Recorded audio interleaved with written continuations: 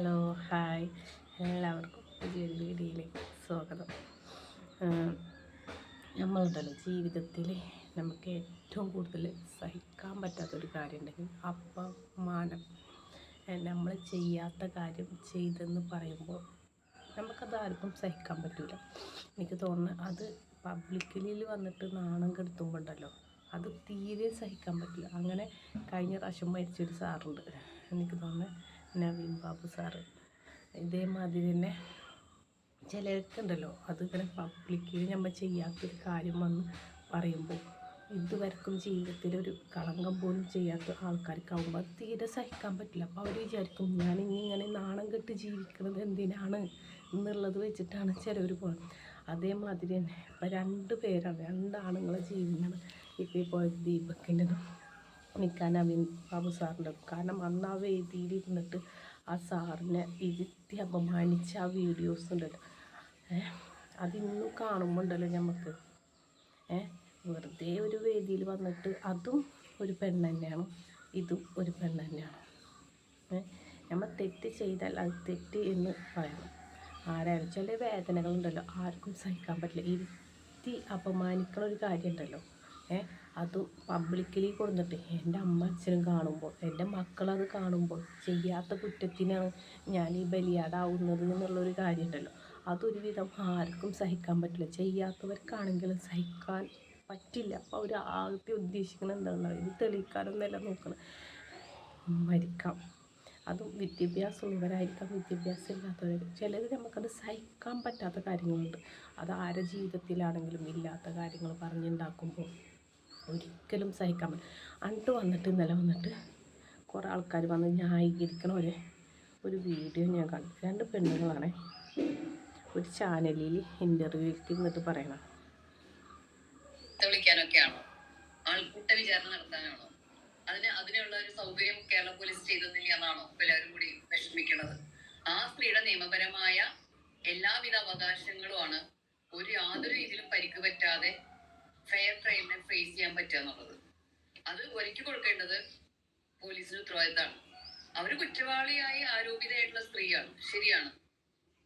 വളരെ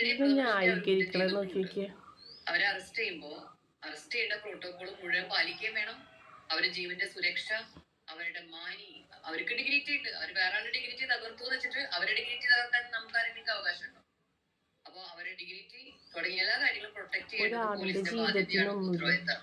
ആ പെൺകുട്ടിയുടെ മറ്റ് റീലുകളൊക്കെ നോക്കിയാല് അത് കണ്ടന്റ് ക്രിയേഷന് വേണ്ടി ഇങ്ങനെ ഒരു കാര്യം ചെയ്തു. ഈ പറയുന്ന ഈ വ്യക്തി ഉണ്ടല്ലോ, ഈ വ്യക്തിക്ക് വല്ല ഏറെ എല്ലാ ആണുങ്ങളായിരുന്നു വല്ലതും കിട്ടിയിട്ടുണ്ടാവും, അതുകൊണ്ടാണ് ഇങ്ങനെ പറയുന്നത്. എന്നെ സംബന്ധിച്ച് ആ വീഡിയോയിൽ ഞാൻ കണ്ട കാര്യങ്ങൾ ഒരു തരത്തിലും ദീപക് ഇന്നസെന്റ് ആണെന്ന് എന്നെ ബോധ്യപ്പെടുത്തുന്നില്ല. ഇനി അത് ഇന്നസെന്റ് ആണെന്ന് പ്രൂവ് ആവുകയാണെങ്കിൽ ഞാൻ അതിനെ അങ്ങനെ ആയിരിക്കും എന്ന് പറയാം എന്ന് മാത്രമേ ഉള്ളൂ. പക്ഷെ എന്നെ സംബന്ധിച്ച് അത് പ്രൂവ് ആയിട്ടില്ല. ദീപക് ഒന്നും ചെയ്തിട്ടില്ല. ഈ കുട്ടി മനഃപൂർവ്വം ഇങ്ങനെ ദീപകിന് മാനഹാനി വരുത്തി അവനെ ചെയ്തതാണ് എന്ന് കോടതിയിൽ പ്രൂവ് ചെയ്യപ്പെടുകയാണെങ്കിൽ അത് വരട്ടെ, അന്നേരം നോക്കാം. ഈ 2 സ്ത്രീജനങ്ങളോടും ചോദിക്കാനുള്ളത് അതായത് ദീപകിന്റെ സ്ഥാനത്ത് ഷിംജിതയും ഷിംജിതയുടെ സ്ഥാനത്ത് ദീപക്കും ആണെങ്കിൽ ഈ 2 സ്ത്രീകളും എന്താ പറയാ, കരിയോയിൽ ഒഴിക്കണമോ ദീപകിന്റെ മുഖത്ത്, അവരെ ചാട്ടവാറിലടിക്കണം, നാട്ടുകാരുടെ മുന്നിൽ വലിച്ചിഴച്ചു കൊണ്ടുപോകണം. ഒരു സ്ത്രീയെ ആക്രമിച്ച, സ്ത്രീയെ ഇല്ലാതാക്കിയ ദീപക് എന്ന് പറയുന്ന നരാധമന എന്നൊക്കെ പറഞ്ഞിട്ട് ന്യൂസിൽ നിന്ന് സംസാരിക്കുമായിരുന്നു. സ്ത്രീയുടെ ഡിഗ്നിറ്റിയെ കുറിച്ച് പറയുന്നു. എന്ത് ഡിഗ്നിറ്റി? വിത്ത് ഓൾ റെസ്പെക്ട് ഈ 2 മാഡങ്ങളോട് ചോദിക്കുന്നേ.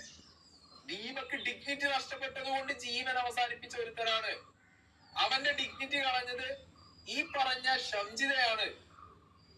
ഇവള് കളഞ്ഞ ഡിഗ്നിറ്റി കളഞ്ഞ് ഇല്ലാതാക്കിയ ഒരു മനുഷ്യന്റെ ഡിഗ്നിറ്റിയെ നിങ്ങൾക്ക് ഒരു വിലയില്ല. ഈ ഷിംജിതയുടെ ഡിഗ്നിറ്റിയാണ് നിങ്ങൾക്ക് ഇപ്പൊ വലുത്, അല്ലേ? അതുകൊണ്ടാണ് നിങ്ങളോട് ഒറ്റ വാക്ക് ചോദിക്കുന്നത്, ഉളുപ്പുണ്ടോ നിങ്ങൾക്ക്?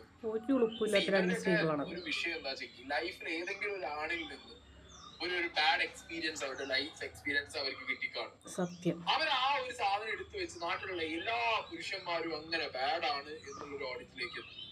പിന്നെ അങ്ങോട്ട് ഫെമിനിസ്റ്റ്, മോസ്റ്റ് മെജോറിറ്റി ഇങ്ങനത്തെ ഫെമിനിസ്റ്റുകളുടെ വിഷയം കിടക്കുന്നത് അവിടെയാണ്. ശ്രീലക്ഷ്മി അറക്കൽ മുതൽ ഈ ഇരിക്കുന്ന മുതലുകളുടെ ഒക്കെ അവസ്ഥ അതാണ്.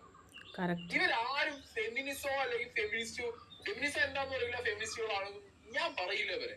ഇവരൊക്കെ പ്രശ്നം എന്ന് പറഞ്ഞു കഴിഞ്ഞാൽ ലൈഫിൽ ഏതെങ്കിലും ഒരാളിൽ നിന്ന് ആ ചെങ്ങാതി ചിലപ്പോ കഴപ്പ് കൂത്ത് ഒരുത്തരാവും, ഒരു തല്ലിയിട്ടോ കുത്തിയിട്ടോ ചതിച്ചിട്ടോ ഉണ്ടാവും. അങ്ങനെ ഒരുത്തരിൽ നിന്ന് അത് ചിലപ്പോ അച്ഛനാവാം, ഭർത്താവാം, അല്ലെങ്കിൽ വേറെ ഏതെങ്കിലും ഒരുത്തരാവാം, ആരാണെങ്കിലും ഇവർ ഈ ഒരു സാധനം തലയിൽ വെച്ചിട്ട് ഫുൾ ആണുങ്ങളെ എതിർക്കാറ്. സത്യം. അപ്പൊ ആണുങ്ങളെ എതിർക്കണമെങ്കിൽ എന്ത് ചെയ്യണം? സ്ത്രീകളെ കണ്ണും നെയ്യും മറന്ന് സപ്പോർട്ട് ചെയ്യണം എന്ന് പറയാറ്.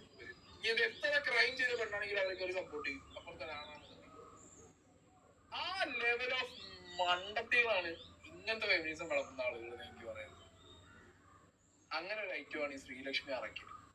ഒരു എക്സ്പ്ലനേഷൻ വീഡിയോ ആയിട്ട് വന്നിട്ടുണ്ടായിരുന്നു. കേസൊക്കെ കൊടുത്തു എന്നാണ് അറിഞ്ഞത്. എനിക്കറിയാൻ പാടില്ല എനിക്കെതിരെ കേസ് ഉണ്ടോ ഇല്ല എന്നുള്ളത്. ഞാൻ എന്താണെങ്കിലും ശ്രീലക്ഷ്മി അറക്കലിന് തെറി വിളിക്കാനോ ചീത്ത പറയാനോ പോവാത്തത് കൊണ്ട് ഇനി കേസ് കൊടുത്താൽ ഇന്ത്യത്തിൽ നിൽക്കാനും പോണില്ല. ഓക്കെ, അപ്പൊ ശ്രീലക്ഷ്മി അറപ്പ് എന്ന് ഞാൻ പറഞ്ഞിട്ടുണ്ട്. അറപ്പ് എന്നുള്ളത് ഒരു ടെക്നിക്കലി അങ്ങനെ കേസ് എടുക്കാൻ പറ്റിയ വാക്കല്ലാത്തത് കൊണ്ട് ചെയ്യുന്നുള്ളത് അറിയില്ല. കേസ് കൊടുത്താലും നമുക്ക് ആനമൊക്കെ വേറെ കാര്യം. ശ്രീലക്ഷ്മി അറക്കൽ എന്താണ് എക്സ്പ്ലനേഷൻ പറയുന്നത് നോക്കാം. അപ്പം ഇങ്ങനെയാണ് ഓരോരുത്തരുടെ ജീവിതം അങ്ങനെ തകർക്കുമ്പോൾ ആലോചിക്കുക നമ്മൾക്കും അതേമാതിരി കണ്ടിരുന്നിട്ട് എന്തെങ്കിലുമുള്ള വർത്താനമല്ല പറയേണ്ടത്. ഒരു അപമാനം എന്ന് പറയുമ്പോഴല്ലോ അത് അങ്ങേ അറ്റം അപമാനിച്ചിട്ട് വലിയ ആൾക്കാരെ മാതിരി വർത്താനം പറയുമ്പോൾ അത് ആർക്കാണെങ്കിലും സഹിക്കാൻ പറ്റില്ല. ചില ആൾക്കാർക്ക് തീരെ സഹിക്കാൻ പറ്റില്ല.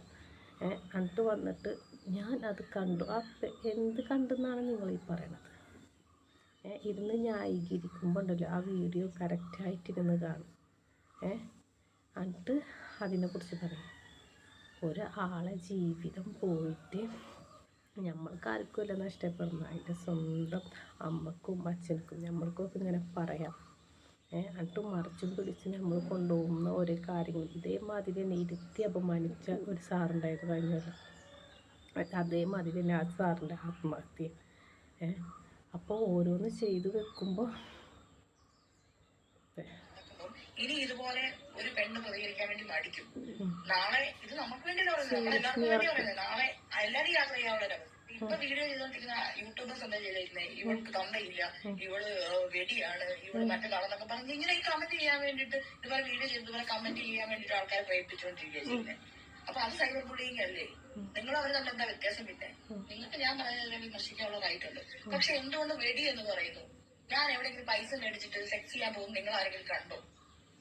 ഞാന് കഷ്ടപ്പെട്ട് പഠിച്ചത് തന്നെ എനിക്ക് ഇങ്ങനെയൊന്നും പോവാതെ എനിക്ക് മാന്യമായിട്ട് പഠിപ്പിച്ച് എനിക്ക് ജോലി ചെയ്ത് ജീവിക്കാൻ വേണ്ടിയാണ്. അല്ലെങ്കിൽ എനിക്ക് പരിപാടിക്ക് പോയ പോലെ. പിന്നെ വൈബ്രേറ്റർ സെക്സിനെ പറ്റിയൊക്കെ പറയാന്ന് പറഞ്ഞിട്ടുണ്ടെങ്കിൽ അത് ഈ ലോകത്ത് എല്ലായിടത്തും നടക്കുന്ന ഒരു കാര്യമാണ്.